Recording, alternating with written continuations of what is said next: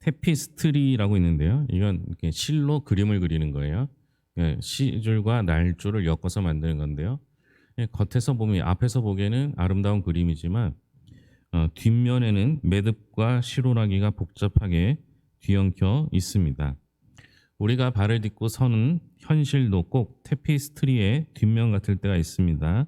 수많은 갈등과 사건이 무질서하게 꼬여 있어 어디서부터 풀어야 할지 막막하게 느껴질 때가 있죠. 그러나 우리의 인생을 엮어가시는 하나님은 실수하지 않으십니다. 시간이 지나 시선을 달리할 때 우리는 비로소 모든 매듭이 필연적이었던 하나님의 작품을 마주하게 될 것입니다. 시기심에 사로잡힌 형들은 동생을 죽이려는 무서운 음모를 꾀하게 됩니다. 저 멀리서 요셉이 다가오는 것을 본 형들은 어떤 계획을 세우는지 20절입니다. 20절 같이 읽겠습니다. 자, 그를 죽여 한 구덩이에 던지고 우리가 말하기를 악한 짐승이 그를 잡아먹었다 하자 그의 꿈이 어떻게 되는지를 우리가 볼 것이라 하는지라. 먼저 요셉을 죽이고 그 다음에 구덩이에 던집니다. 그리고 나서 짐승에게 잡아먹힌 것처럼 꾸민 다음에 그의 꿈이 어떻게 되는지를 보자라고 합니다.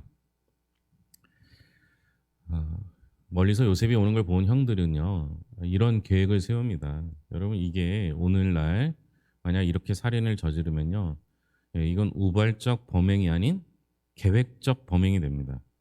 그러니까 훨씬 더 형량이 심한 거죠.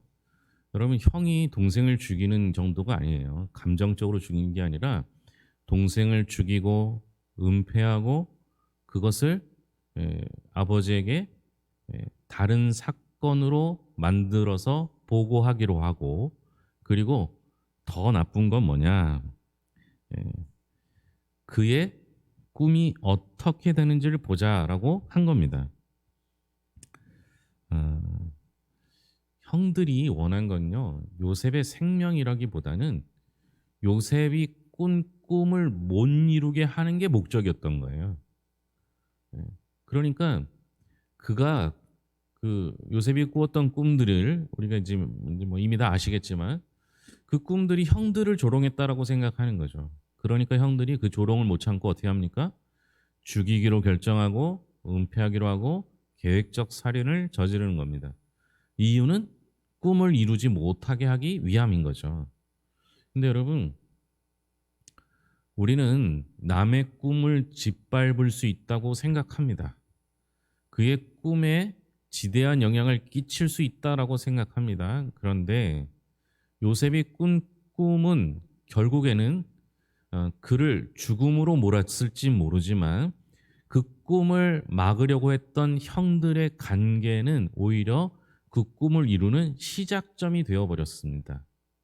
여러분, 하나님이 계획하시면요, 우리가 막을 방법이 없는 거예요. 그러면 그냥 두면 돼요. 정말 그렇게 되는지 보자는 건 가만 놔두는 거거든요. 근데 여기서 보자는 막겠다라는 의미가 되는 것이죠. 인간은 폭력으로 꿈을 죽이려고 했지만 하나님은 그 악행조차 꿈을 이루는 통로로 사용하실 것입니다. 루벤은 요셉을 살리기 위해 형제들을 설득하죠. 21절, 22절입니다. 루벤이 듣고 요셉을 그들의 손에서 구원하려 하여 이르되 우리가 그의 생명은 해치지 말자. 루벤이 또 그들에게 이르되 피를 흘리지 말라. 그를 광야 그 구덩이에 던지고 손을 그에게 대지 말라 하니 이는 그가 요셉을 그들의 손에서 구출하여 그의 아버지에게로 돌려보내려 함이었더라. 죽이지 말고 그냥 구덩이에 던져만 놓자, 이렇게 한 거죠. 장자 르우벤은 형제들의 살인 모의에 동참하고 싶지 않았지만 적극적으로 반대하지도 않았습니다. 장자잖아요. 제일 큰 형이잖아요. 안 돼. 그러면 안 돼. 그래도 우리 동생인데 아무리 미워도 죽이면 안 돼. 이렇게 말해야 되는 거죠. 그러나 요셉을 향한 형제들의 분노를 알았기 때문에 적어도 살인만 막으려고 했던 것 같습니다. 나름의 계획은 요셉을 몰래 구출해서 아버지에게 무사히 돌려보내는 것이었죠. 르우벤의 정확한 의도는 밝혀지진 않지만 요셉이 사라진 뒤 절규하는 그의 모습은 장자로서의 책임을 다하지 못한 것에 대한 두려움을 보여주는 것 같습니다. 동생을 향한 순수한 사랑이 아니었을지라도 그의 개입 덕분에 요셉은 생명을 보존합니다. 그러니까 이 르우벤이 한 건 적극적 개입은 아니에요. 어떻게 보면 비겁하죠. 형이 동생들을 못 막은 거예요. 예. 그런데 하나님께서는 그 비겁한 타협조차 하나님의 방법으로 사용하신다라는 겁니다. 결국 악함도 비겁함도 하나님을 막을 수는 없는 거예요. 우리 역시 여러 사람들이 모인 자리에서 한 사람을 매장하려고 할 때가 있어요. 그럼 그 상황 속에서 적극적으로 보호해 줄 수 있는 사람이 되어야 합니다. 아이들에게 왕따라는 게 이미 오래전부터 있었죠. 그런데 왕따가 되는 가장 큰 이유는 아무도 그를 돕지 않아서입니다. 그를 돕지 않는 이유는 도운 사람이 또 왕따가 될까 봐서입니다. 그러면 모두가 서로를 돕는 세상이 되면 왕따는 없어지게 되어 있는 거죠. 여러분, 우리도 때로는 비겁하지만 나설 수 있는 사람이 되어야 합니다. 나머지는 하나님께 맡기더라도 우리는 우리가 해야 할 일을 해야 합니다. 요셉을 노예로 팔아버린 형들은 아버지까지 기만하죠. 결국 형들은 요셉에게 어떤 일을 저지르는지 28절입니다. 28절 같이 읽겠습니다. 그때 미디안 사람 상인들이 지나가고 있는지라 형들이 요셉을 구덩이에서 끌어올리고 은 20에 그를 이스마엘 사람들에게 팔매 그 상인들이 요셉을 데리고 애굽으로 갔더라. 은 20에 동생을 미디안 상인들한테 팝니다. 성경은 한 단어 한 단어가 다 중요한데요. 보시면 여기 그때라는 겁니다. 때 맞춰 미디안 상인들이 지나간 겁니다. 거기에 얼마나 있었는지 모르겠지만 그러나 그때 미디안 상인들이 늘 지나다니는 사람은 아니었던 거예요. 그러니까 미디안 상인들이 지나갔다는 건 우리의 입장에서 보면 하나님의 섭리가 될 수 있겠죠. 여러분, 시간이 필요합니다. 조금 기다리면 하나님은 하나님의 방법으로 반드시 그 일을 이룬다라는 겁니다.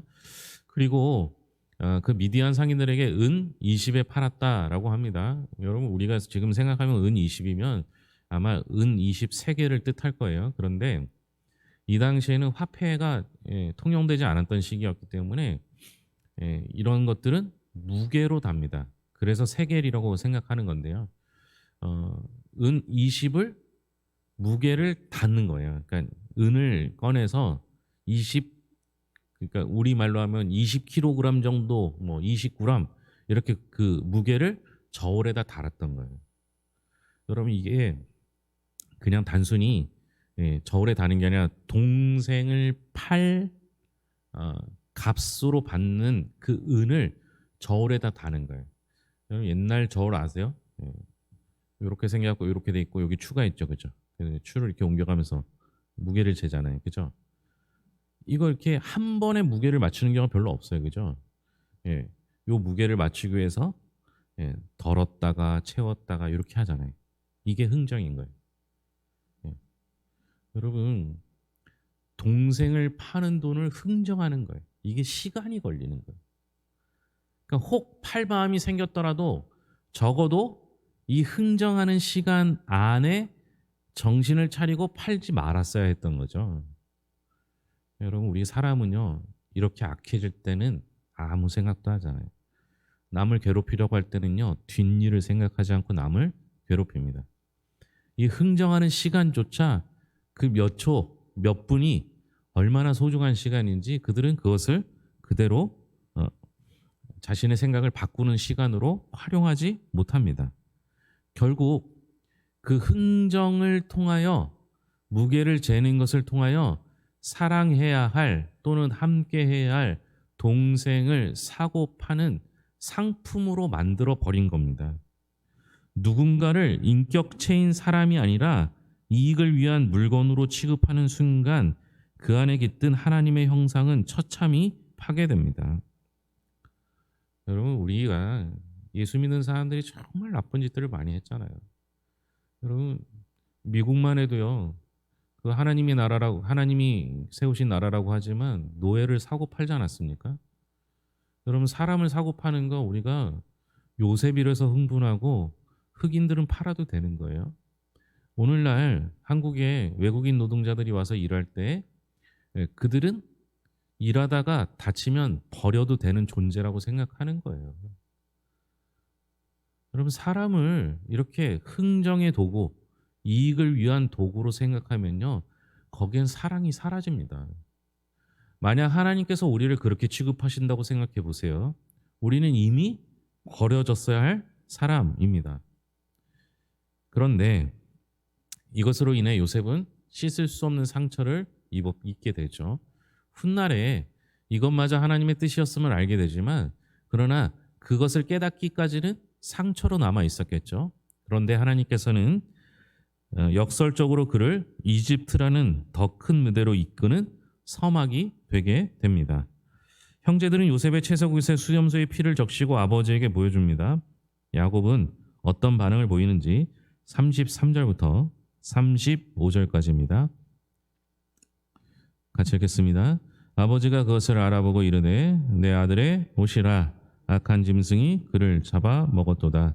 요셉이 분명히 찢겼도다 하고 자기 옷을 찢고 굵은 배로 허리를 묶고 오래도록 그의 아들을 위하여 애통하니 그의 모든 자녀가 위로하되 그가 그 위로를 받지 아니하여 이르되 내가 슬퍼하며 소울로 내려가 아들에게로 가리라 하고 그의 아버지가 그를 위하여 울었더라.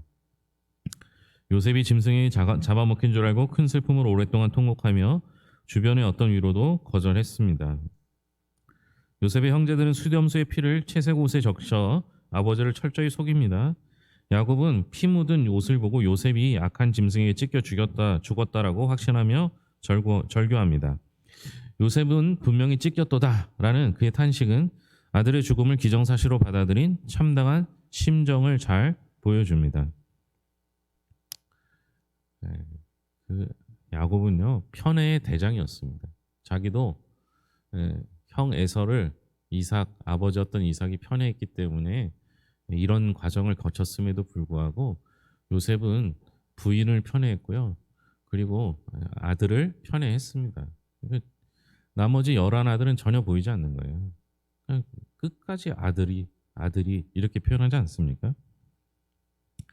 놀라운 사실은요. 요셉은 평생 속이는 사람이라고 생각했을지 모르지만 이제 속이는 자에서 속임을 당하는 자로 바뀌게 됩니다. 이게 인간보의 개념일지 모르겠지만요. 여러분 요셉이 하나님의 선택을 받아 하나님의 백성으로 살아가지만 반드시 자기가 잘못한 대가는 치르게 되어 있습니다. 그 수많은 속임들 속에서 요셉은 더 많은 걸, 더 중요한 걸 속이게 되죠. 속임을 당하게 되죠. 요셉이 속인 건 뭐예요?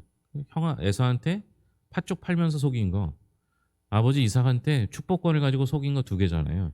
근데 요셉이 속임당한 건 크게 2개죠. 첫 번째는 아내를 속임당합니다. 여러분 어떤 사람이 장인어른 될 사람이 자기 딸을 바꿔서 줍니까? 어마어마한 거죠. 2번째는 가장 사랑하던 아들을 죽였다라고 속임을 당하게 됩니다. 여러분 우리는요 남을 속여서 득을 취할 것 같지만요 언젠가 반드시 나도 속임당하는 날이 오게 됩니다. 그러니 여러분 하나님 앞에 서서 정직하게 사는 것은 굉장히 중요한 일이고요. 내가 잘못한 것이 있다면 생각나는 대로 하나님 앞에 회개하지 않으면 그대로 돌려받을 수밖에 없음을 기억했으면 좋겠습니다. 요셉은 결국은 아들이 죽었다라는 것으로 속임을 당합니다. 더 심각한 건 뭐예요? 아버지가 야곱이 이렇게 슬퍼하니까 누가 그를 위로해요? 예? 자식들이 위로해요. 아들들이. 그 아들들이 누구예요? 예? 속인 사람이죠. 속인 사람. 죽이지 않고 팔아버리고 나서 죽였다라고 속인 사람들이 아버지를 위로해요. 그걸 들을 야곱도 아니었지만 혹 들었다 하더라도 그건 위로가 되지 않습니다. 여러분 야곱에게 위로가 될 방법은 뭐겠어요? 요셉이 다시 돌아오는 거예요. 그러면 은 20 주고 팔았더라도 은 100을 주든 1000을 주든 가서 데리고 와야 되는 거예요. 아들이라면요. 아버지가 그렇게 슬퍼하고 하면 혹 팔았더라도 마음을 바꿔서 가서 돈 주고 돈을 배를 주더라도 다시 데리고 와야 되는 게 형들의 진짜 위로예요. 그 아들들의 위로가 되는 거죠. 그러니 여러분 우리는요 남을 위로하지 못합니다. 우리가 위로하는 건요 예, 원상 회복이 아니에요. 그저 말뿐인 위로가 되죠. 결국 야곱을 위로하신 분은 하나님입니다. 언제 위로가 됩니까? 야곱이 요셉을 눈앞에서 볼 때 위로가 되는 거예요. 그런데 시간이 얼마나 지났는지 그동안 그 슬펐던 일들 때문인지 요셉을 보고 나서는 위로 정도가 아니라 은혜가 됩니다. 그러니 여러분, 사람한테 위로받으려고 하지 마시고 하나님께 위로받으셨으면 좋겠습니다. 근데 여러분 자꾸 사람한테 무슨 말 들으려고 하잖아요. 응? 그, 제 핑계겠지만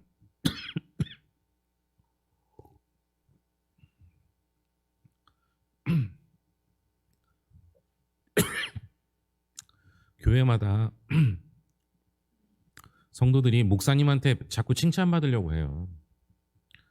아니, 교회는 목사한테 칭찬받으러 오는 데가 아니잖아요. 여러분, 칭찬 누구한테 받아야 되겠어요? 예? 누구한테 받아요? 대답 안 하시는 건 저한테 받으려는 거예요? 예? 교회 와서 칭찬받는 건 누구한테 받아야 되는 거예요? 하나님한테 받아야죠. 근데 자꾸 목사한테 칭찬을 받으려고 하니까 문제가 생겨요. 예? 우리 교회는 빨리 그 기대를 접으셨으면 좋겠어요. 제가 잘 하지도 못하고 할 줄도 모르지만 하나님께서 여러분들 칭찬하시면요, 그거 얼마나 기쁘겠습니까? 하나님이 오늘 여러분들을 칭찬하실 줄로 믿습니다. 그래도 해야 되나 봐요. 자꾸 이렇게 별로 반응이 없으셔서. 네. 여러분, 야곱은요, 중요한 순간마다 기도하지 않아요. 네? 요셉의 옷에 피가 묻어서 왔어요. 그냥 상황을 유추하면 맹수한테 물렸구나. 이 정도까지는 유추가 되죠. 맹수한테 물려서 반드시 죽었을 거야는 추측입니다. 그러면 요셉이 그 옷을 들고 제일 먼저 해야 될 일이 뭐겠어요? 예? 네, 찾으러 가야죠. 아니, 옷만 봐서는 안 되잖아요. 시체를 찾아야 될 거 아니에요. 죽었다는 걸 확신하려면요. 그게 그 일반적인 상식이잖아요. 옷을 봤으면 그 옷 보고 죽었다고 판단하기 이전에 뭐 해야 돼요? 시체를 찾으러 가야죠. 그러면 그 옷이 발견된 곳을 가야 되고 그 옷을 발견된 데부터 찾으면 돼요. 그럼 찾으면서 가는 길에서 우리가 어떻게 해요? 예? 여러분 혹시 자녀들이 그 응급차에 타서 병원에 실려가는 걸 경험해 본 적이 있으세요? 예? 그거 아니더라도 아파서 병원에 가는 동안에 막 열이 펄펄 끓고 있으면 어떻게 해요? 예? 일단은 출발하죠. 출발하고 나서 가는 동안에 기도하죠.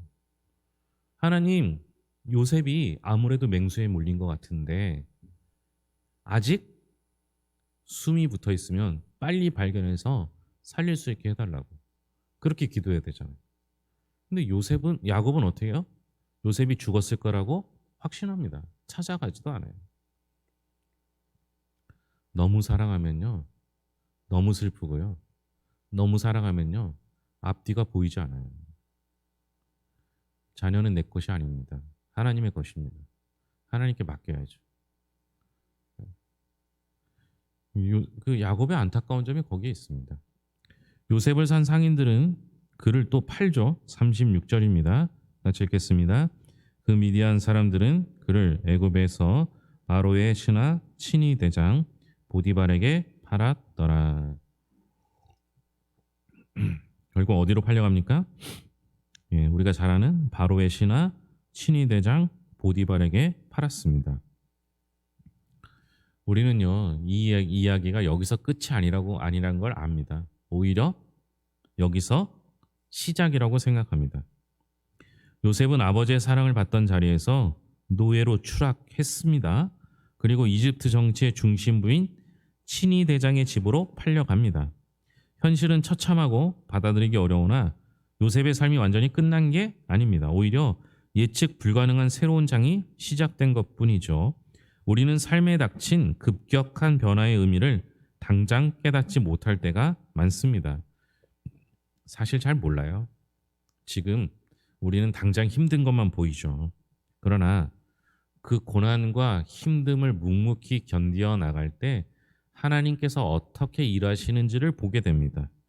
비로소 보이지 않던 하나님의 세밀한 손길을 발견할 수 있죠.